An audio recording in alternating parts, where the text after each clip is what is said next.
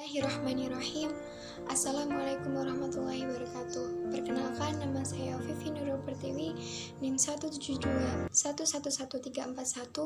kelas 6E, Hukum Ekonomi Syariah, Institut Agama Islam Negeri Surakarta. Di sini saya akan menjelaskan tentang cara memahami masalah perdata perkawinan. Masalah perkawinan diatur dalam Undang-Undang Nomor 1 Tahun 1974 tentang perkawinan.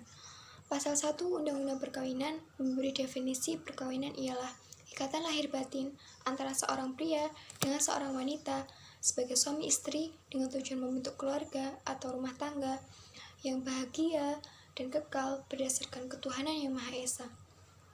Syarat-syarat perkawinan diatur dalam pasal 6 dan pasal 7 Undang-Undang Perkawinan, yaitu yang pertama, perkawinan harus didasarkan atas persetujuan kedua calon mempelai.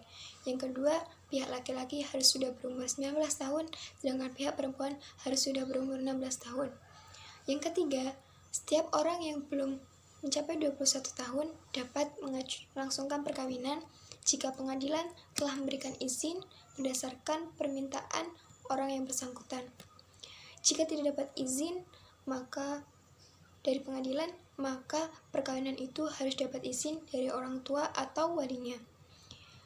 Yang keempat, bagi yang beragama Islam, syarat-syaratnya yang pertama calon istri, yang kedua calon suami, yang ketiga wali nikah, yang keempat 2 orang saksi, dan yang kelima ijab dan kabul.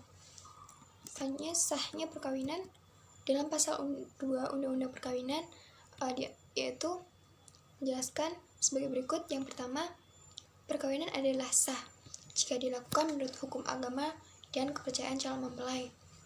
Yang kedua, perkawinan tersebut harus dicatat menurut peraturan perundang-undangan yang berlaku. Kedua syarat tersebut harus dipenuhi.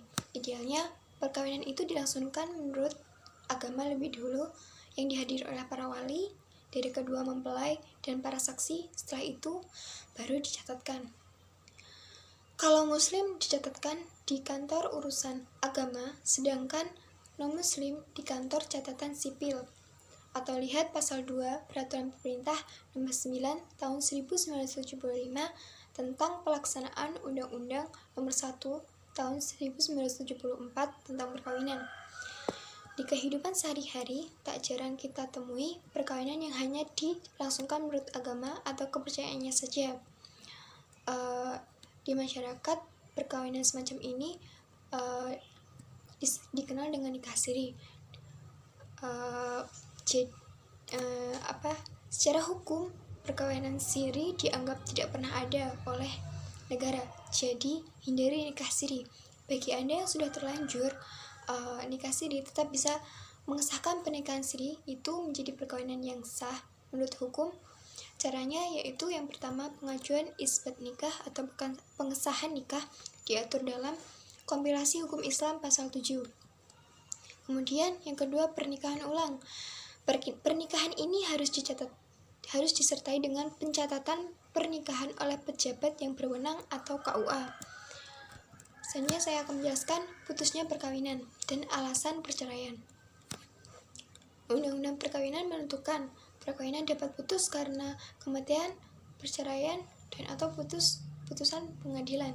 Cerai ada 2 macam. Pertama, cerai talak, yaitu khusus bagi yang beragama Islam. Jika yang mengajukan adalah istri, maka istilahnya gugat cerai dan diajukan istri ke pengadilan agama. Dan jika yang mengajukan adalah suami, maka istilahnya permohonan cerai dan diajukan suami ke pengadilan agama. Kedua, cerai gugat, yaitu gugatan perceraian yang diajukan kepada pengadilan negeri, baik diajukan oleh istri maupun suami. Secara hukum, terdapat alasan-alasan perceraian sebagaimana diatur dalam pasal 19 Peraturan Pemerintah Nomor 9 Tahun 1975 tentang pelaksanaan Undang-Undang Nomor 1 Tahun 1974 tentang perkawinan. Selanjutnya, hak-hak perempuan atau istri jika bercerai. Dalam hal perceraian, pihak perempuan itu bisa menuntut hak-haknya sebagai berikut. Yang pertama, hak mengajukan nafkah. Perlu dipahami, akibat perceraian tidak membuat suami lepas dari tanggung jawabnya sebagai ayah dari anak-anaknya. Pasal 41 huruf huruf C Undang-Undang Nomor 1 Tahun 1974 tentang perkawinan mengatakan pengadilan dapat mewajibkan bekas suami untuk memberi biaya penghidupan dan atau menentukan suatu kewajiban bagi bekas istri. Ketentuan ini biasanya diterapkan di pengadilan negeri. Untuk yang beragama Islam, pengadilan agama biasanya mengacu pada kompilasi hukum Islam, tapi tidak usah khawatir karena pasal 149 KHI juga mengatur hal yang sama seperti pasal 41 huruf C Undang-Undang Perkawinan. Yang kedua, hak atas harta bersama atau harta gonogini. Hak istri. Di masyarakat, harta bersama sering disebut harta gonogini, diatur dalam pasal 35 ayat 1 dan 2 Undang-Undang Perkawinan. Dan khusus bagi yang menikah secara Islam, aturan tentang harta bersama lebih terperinci lagi, yakni dalam pasal 85 sampai 97 KHI.